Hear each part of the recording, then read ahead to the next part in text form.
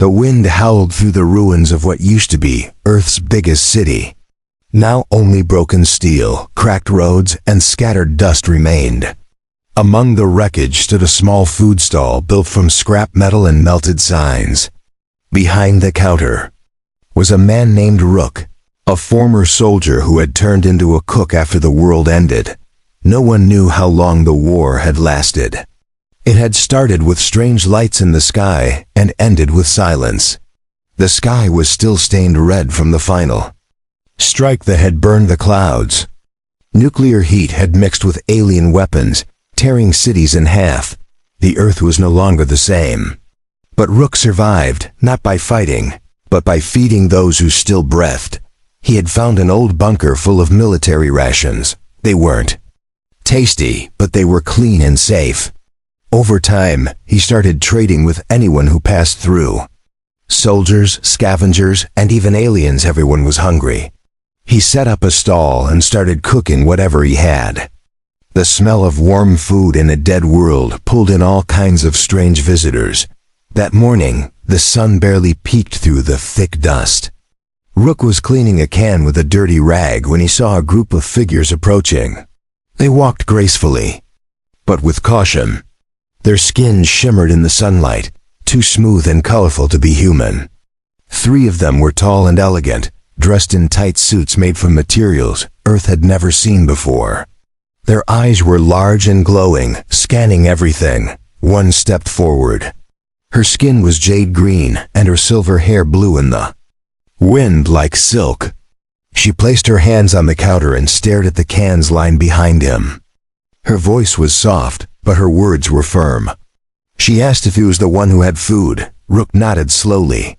He was used to rough voices and sharp threats, but this one sounded like music and danger at the same time. "I have credits," she said. "But I also have other things to offer." Rook raised an eyebrow.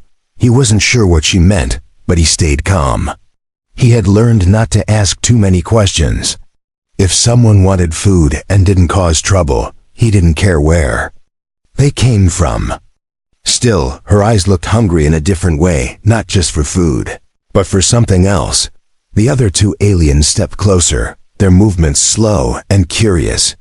One reached out and touched the can with her fingers, sniffing it with interest. The third one leaned over the counter, looking at Rook like he was something rare. It wasn't just his food they wanted. They had been alone too, wandering dead lands and dark ships. Something about his presence drew them in. Rook opened the first can and poured its contents into a battered pan. The smell of meat and spices filled the air. He tossed in some dried herbs and stirred with a metal spoon. The girls watched every move he made, their eyes fixed not on the food but on his hands. One of them whispered something in her native tongue, and the others giggled. Rook ignored it, focusing on the sizzle of survival. Suddenly, a sound in the distance broke the moment. A deep hum echoed across the land, followed by a sharp scream. The alien girls turned at once, alert and ready. Rook didn't move. He had heard that noise before. Raiders, machines, creatures that had no name but only hunger. He calmly finished stirring and placed the food into 3 small bowls. "You can eat or you can run," he said, "but the food stays here." The green-skinned girl looked back at him, surprised by his calm. She nodded slowly and took the bowl. The others did the same. They sat on old crates around the stall and started eating quickly, eyes still watching the hills beyond. Rook didn't panic. He had lived through worse. If death was coming, it could wait until after breakfast. He reached for another can and began opening it with a twist of his wrist. His muscles flexed under the dirty vest, and the alien seemed to notice. Even at the end of the world, some things didn't change. As they ate, the hum grew louder. Dust began to rise in the distance.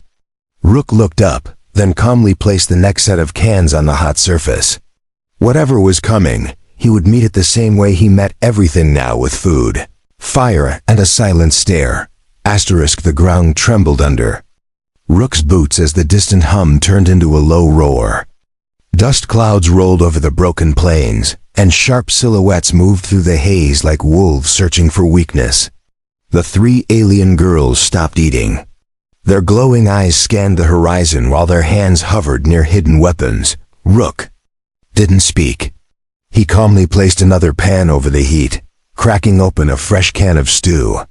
The smell of cooked meat mixed with the rising tension. He had seen this type of moment before, fear before the storm. But fear never helped anyone survive.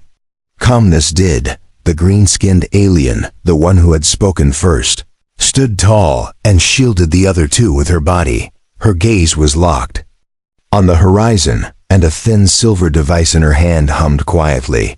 Rook glanced at her, then at the pot. He stirred it without rush, as if the world wasn't about to break open again. "We don't want trouble," she said, her voice harder. "Now, we came for food, not a fight." "Then don't bring one to my door," Rook replied without looking at her. His tone was steady. He had no army, no shield, and no backup. But he had heat, food, and confidence. That alone made him strong in a world like this. From the dust, two strange machines rolled into view. They were low, wide, and moved on spinning. Claws, their metal shells were covered in rust and bones. A single red light blinked on each head, scanning the area. They were not soldiers. They were scavenger bots, left over from the war. Hungry for fuel, metal, and weakness, the bots halted at a distance. One of them clicked and released a message in broken human speech. Trade, fuel, or flesh. Rook looked at them with cold eyes. He wiped his hands and stepped out from behind the counter. His movement was slow but sure, like a man who knew his limits and didn't care. "You want fuel?" Rook asked. "This isn't a station. You're not getting it here." The bots blinked in unison. One hissed steam. The red lights narrowed. They were not made for negotiation. They were made to take, but Rook didn't flinch. He picked up a rusted crowbar from beneath the counter and held it in one hand. The green-skinned alien moved beside him. "Let me handle this," she said. Rook didn't stop her. She raised her arm and fired a thin beam of white-hot energy at the nearest bot. The beam sliced through metal like butter. Sparks flew. The bot screamed in static and collapsed. In a burning heap, the second one launched forward, claws spinning. Rook stepped aside and slammed the crowbar down on its head with a loud crack. The shell dented but didn't break. The alien girl fired again, but the beam missed. The bot lunged at Rook with a high-pitched screech. He grabbed a metal tray, and the bot lunged at Rook with a high-pitched screech. Jammed it into the bot's spinning arm. The claws seized up, tangled in warped steel. With one clean motion, Rook drove the crowbar into its sensor eye. The red light blinked once, then went dark. Silence returned. Only smoke and the smell of burning oil remained. The alien girls stood still, watching him. One of them finally smiled. "That was impressive," she said. "I don't like things that interrupt breakfast," Rook replied. He tossed the crowbar aside and returned to his pan, flipping the food as if nothing had happened. The green-skinned alien looked at the ruins of the bots, then at Rook. "You're more than a cook," she said. "I'm whatever the day needs." He answered. They sat down again, this time a little closer. The fear had passed, but something new had settled in its place. Respect. The food was now more than trade, it was trust. Rook served them quietly. No one asked what came next. They just ate. Far in the distance, the wind blew over the bones of forgotten machines. The world had burned, but here at this stall, under the torn cloth and broken steel, something small but important survived. Rook watched the horizon while the girls finished their meal. He didn't smile, but his eyes softened. Another danger had passed. Another day had been earned. And tomorrow there would be more visitors, more mouths to feed, more risks to take. But as long as he had a fire and something to cook, he would face them all the same way. The next morning was unusually quiet. No distant engines. No metallic cries. Just the soft whistle of wind passing through the broken buildings.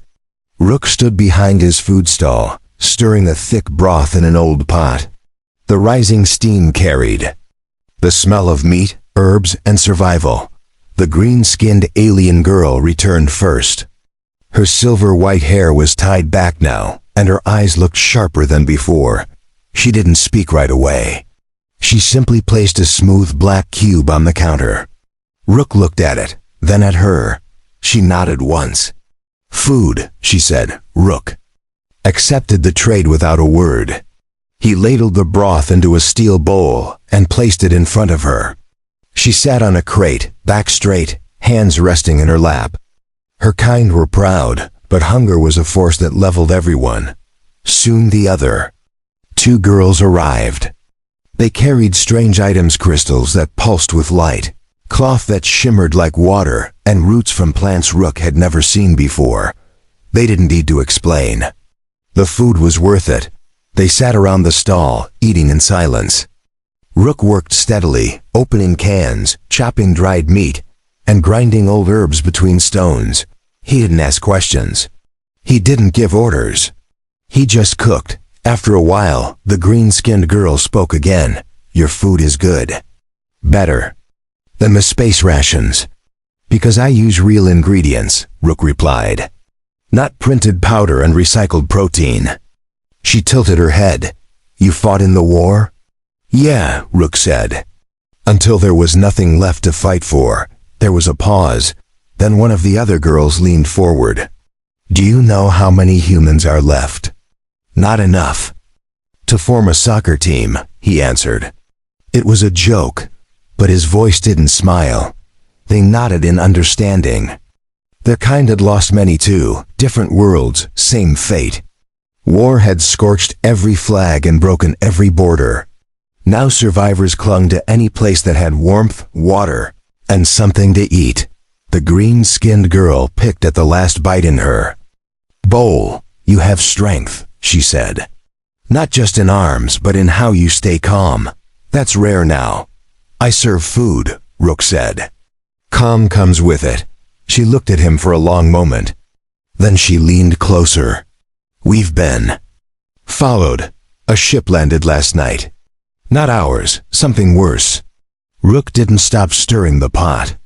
"Scouts? Slavers," she said. "They don't trade, they take. If they find this stall, they won't care about your cooking." Rook placed the spoon down. His expression didn't change. "How many?" "Maybe 6, maybe more." "There. Fast, they smell weakness." "I don't smell like weakness," he said. She gave a rare smile. "No, you don't." Then she grew serious again. "But they won't care. They'll burn this place just to watch it fall." Rook looked at his stall. Every nail, every beam, every can stacked neatly on a shelf. He had built this place with tired hands and quiet nights. It wasn't much, but it was his. "Then we don't let them reach it," he said. He reached under the counter and pulled out a long metal case. Inside were old tools from another life blades, powder, charges, and armor plates. The aliens stared at the gear in silence. They hadn't expected him to be ready. "You were planning for this?" one of them asked. "Always," Rook said. "You don't cook in a war zone without protection." They moved fast. The girls set up lookouts, hiding on the ridges with scanners. Rook reinforced the front of the stall with scrap metal and barbed wire. He dug small pits near the road and filled them with broken glass and spikes.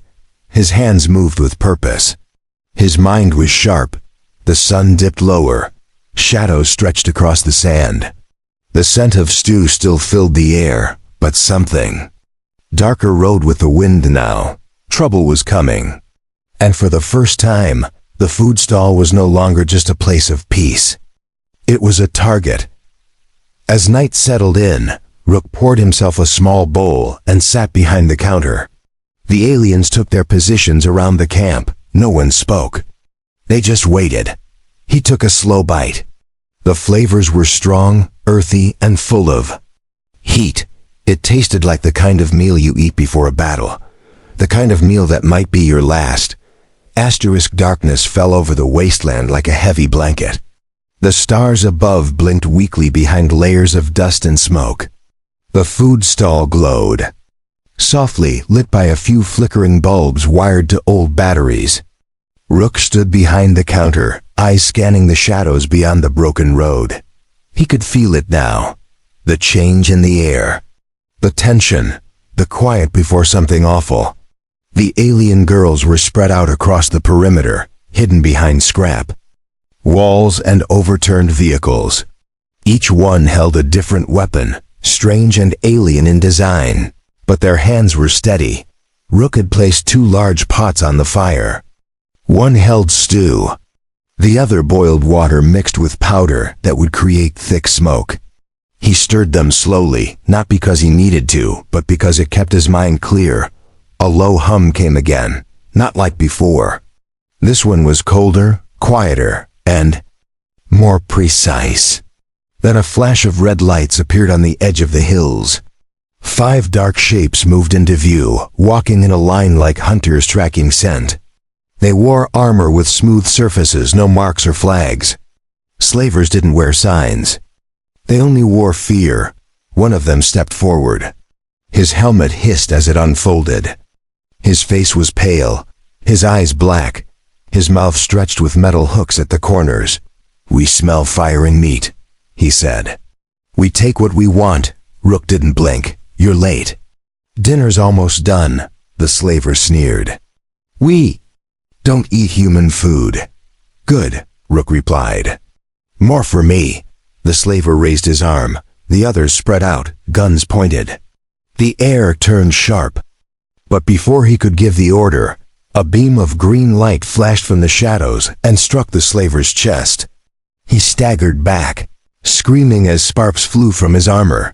The alien girl with silver hair dropped from the broken rooftop, landing hard behind one of the others. Her blade sliced across the back of his knee. He fell with a grunt. A third slaver turned and fired. The bolt missed her by inches. Rook grabbed a can from the counter, twisted the lid off, and threw it into the fire. The can exploded in a burst of light and smoke, the area filled with thick white fog. Screams and shouts echoed through the haze. Lasers cut the dark. Footsteps thudded on the dirt. He moved quickly, swinging a metal pipe with both hands. One slaver rushed the stall. Rook smashed the pipe into his shoulder, sending him spinning into the side of the grill. The flames caught on his cloak. He rolled. Screaming, another slaver lunged with a blade, but the second alien girl tackled him from the side. They rolled across the dirt, fighting hand to hand. Her strength was sharp and fast. Her blade moved like it danced. Blood hit the sand. Rook ducked behind the stall as a bolt of energy blew a hole through the countertop. Sparks flew into the stew. The smell of smoke mixed with cooked meat. Rook didn't care. He grabbed a shard of metal and threw it hard. It hit the last slaver in the neck. He dropped to the ground with a grunt. The dust began to clear. Bodies lay still. The food stall stood damaged but not destroyed. Flames flickered on the edges, but the core remained whole. Rook stood tall, chest rising and falling with deep breaths. The green-skinned girl walked toward him. Her arm was bleeding. He grabbed a cloth and wrapped it quickly. She didn't flinch. "We held them off," she said. "For now," Rook answered. He looked around. "There'll be more. Slavers travel in packs." The third alien girl appeared from behind a broken wall. She was limping but alive. Her eyes were full of fire. "They'll come again," she said. "Then we keep fighting," Rook said. "Or we move. But we don't stop." They gathered around the stall. Rook poured out the remaining stew and handed them bowls. No one spoke. They ate in silence, watching the flames flicker over the bodies of their enemies. The food was hot and heavy, filling the space between what they had survived and what still waited in the shadows. For one night, they were not enemies, not strangers, not survivors. They were warriors who had chosen to fight together. And around that tiny stall in the middle of nowhere, something strong had begun to form. Not just a defense, not just a meal, but a reason to stay standing. The morning after the fight brought no peace. The slaver bodies were burned before sunrise. Their metal gear was stripped for parts. Rook and the alien girls worked in silence. None of them spoke about the night. The fire had spoken loud enough. Rook patched the holes in his food stall using salvaged plates from the destroyed slaver's armor. It gave the place a strange new look, half kitchen, half fortress. He didn't mind. In a world like this, safety came before style. The green-skinned alien girl, whose name was Kira, helped without being asked. She welded edges with her plasma torch, sealed cracks with a smooth paste from her belt, and worked beside Rook like they had been partners for years. The other two, Vesha and Nira, took turns watching the ridge and scouting nearby roads. They had begun calling the stall the last plate. It started as a joke, but Rook didn't argue. It was fitting. That afternoon, a new figure approached from the east. He was tall, wrapped in cloth from head to foot, carrying a flag of white in one hand. Rook stepped out from behind the counter with one hand near his blade. Kira moved to the side, ready to strike if needed. The man stopped at a distance and lowered his hood. His face was cracked with age, and a long scar ran from his temple to his chin. He bowed his head slowly. "I've come to talk, not take," he said. "Talk fast," Rook replied. "My people are hungry, a dozen of us. We saw the smoke last night. We thought it was the end. But it wasn't. It was a fight, and you won." "That matters." Rook didn't speak. He waited. The man continued. "We have water, fuel, some tech. Not much, but we can trade. We don't want conflict. Just food and a place to rest for a day." Kira looked at Rook. He nodded once. "Bring them in, but only 12. One lie, and the deal ends." "No lies," the man said. He turned and waved his flag in the air 3 times. Soon a small group came into view. Dirty, tired, thin, but alive. Some had children. One woman limped with the help of a metal pole. Rook's eyes didn't soften, but his hands moved faster. He added more cans to the pot and tossed dried herbs into the broth. The air filled with the smell of cooking. The newcomers sat in silence, their eyes wide. Some of them hadn't tasted real food in weeks. Vesha handed out bowls while Nira kept watch with her plasma rifle on her lap. As they ate, the man approached Rook again. "You've built something here. It's not just a stall. It's hope. That's rare now." "I'm not building hope," Rook replied. "I'm cooking. That's enough." The man looked around. "More will come. Not just slavers. Desperate people, hungry ones, some good, some not." "I know," Rook said. "You'll need help," the man added. "I have help," Rook said, glancing at the 3 alien girls who now stood like silent guards. The man nodded. "Then maybe we all stay, not just rest. Build something more. Together." Rook stirred the pot slowly. He didn't answer right away. Then he said, "You want to stay? Then work. Everyone works. No freeloaders, no thieves. You trade, or you cook, or you guard. That's the rule." "Understood," the man said. "Then we'll see how long you last," Rook said. As the sun dipped lower, the camp began to change. The newcomers cleaned debris, helped dig trenches, and repaired torn fabric above the stall. Children laughed for the first time in weeks. It was not safety yet, but it was a start. Kira approached Rook quietly. "You're changing," she said. "No," Rook replied. "The world is changing around me. I'm just staying awake long enough to see it." She smiled faintly. "That's enough for now." He looked around at the people, the flickering fires, the food simmering on the heat. For the first time in years, something warm moved in his chest. Not fear, not pain, Something else, he didn't know what to call it. But it made him add more stew to the pot. The stall looked different now. What began as a lonely shack in the wasteland had turned into a small outpost. Scrap walls rose around the camp. Fires burned in steady circles.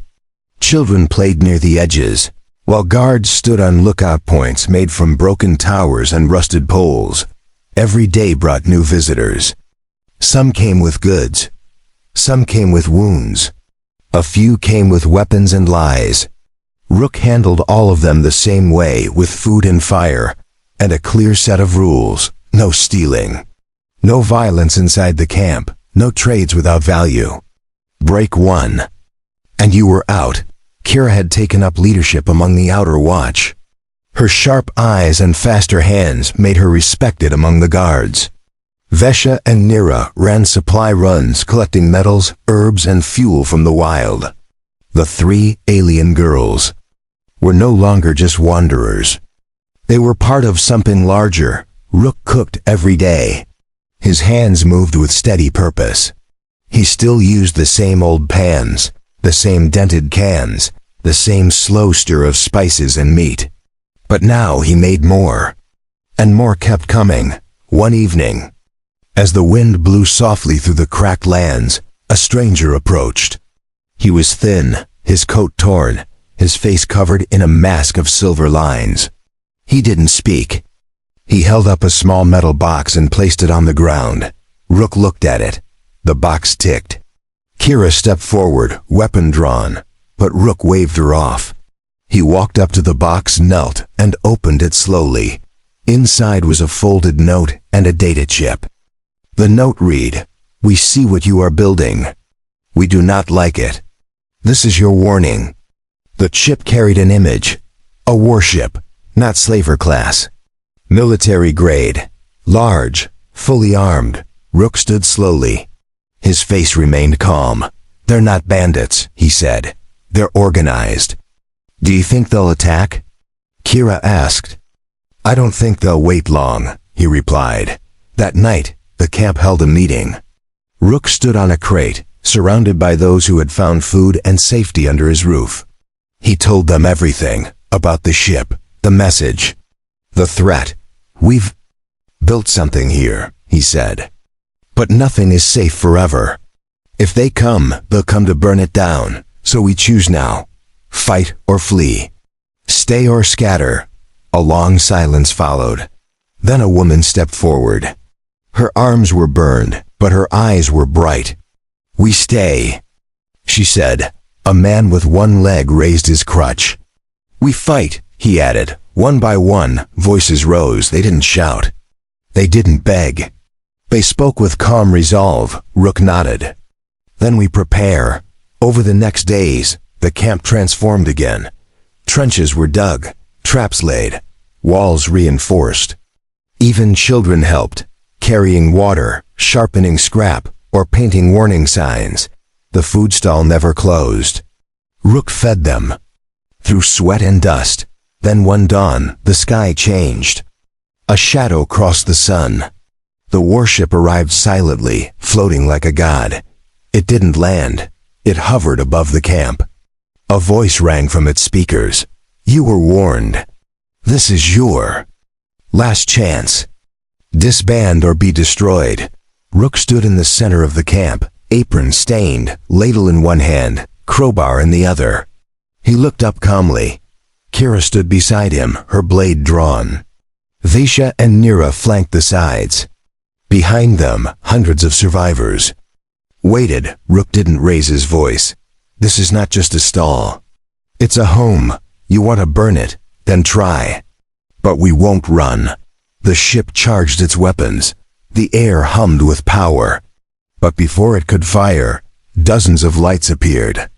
Across the hills. Small ships, fighters, old models patched and worn.